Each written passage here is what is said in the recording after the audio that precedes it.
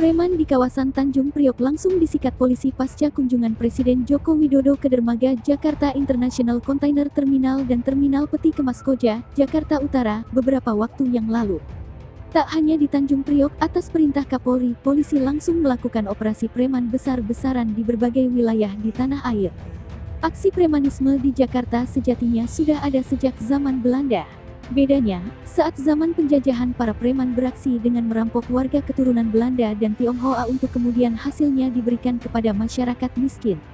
Pada zaman penjajahan kolonial Belanda, terdapat beberapa preman yang terkenal dan ditakuti warga keturunan Belanda dan Tionghoa. Mereka tidak segan-segan melukai korbannya.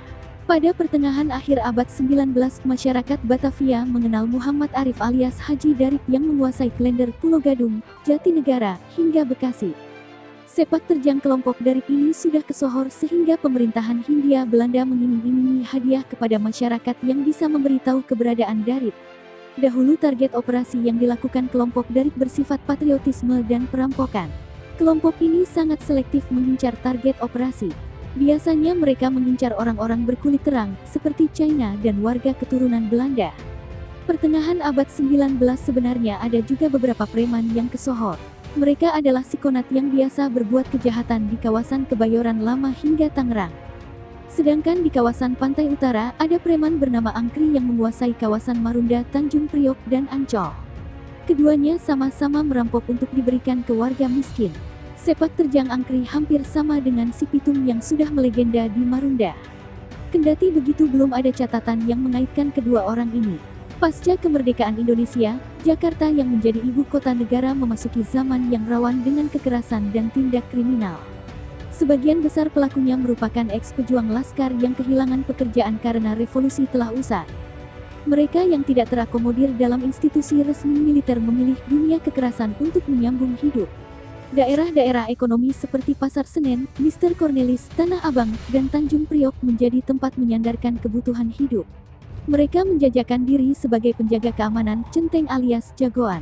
Daerah-daerah ekonomi itu menjadi lahan perebutan kekuasaan, baik antar individu maupun antar organisasi pengelola keamanan.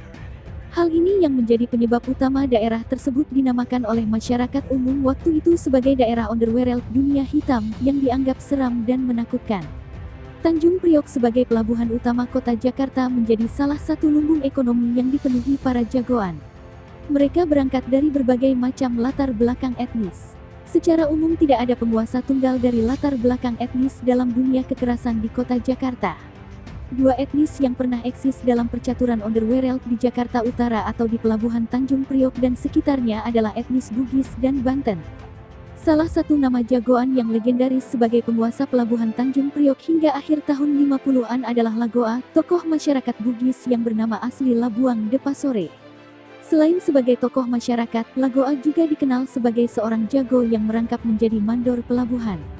Para buruh menganggap mandor sebagai tokoh jago yang dituakan, bahkan dianggap sebagai pemimpin dari kalangan etnisnya. Hal ini pula yang dialami Lagoa sewaktu menjadi mandor pelabuhan Tanjung Priok.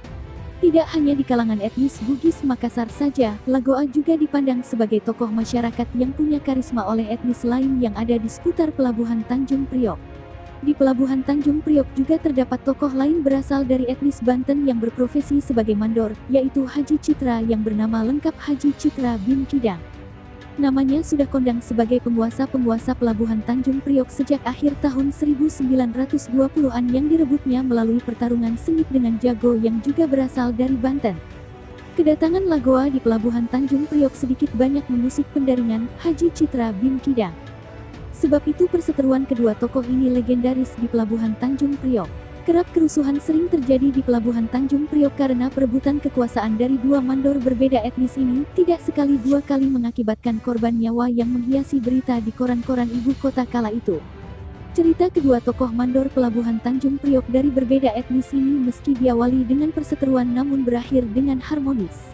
Keduanya mampu menjadi tokoh perdamaian peredam konflik yang pernah terjadi di antara etnis Bugis Makassar dan Banten, bahkan dengan komunitas etnis lainnya. Puncak kedamaian ditandai dengan diangkatnya Lagoa menjadi menantu oleh Haji Citra bin Kidang sebagai wujud perdamaian dan persaudaraan antara etnis Banten dan Bugis Makassar di Tanjung Priok.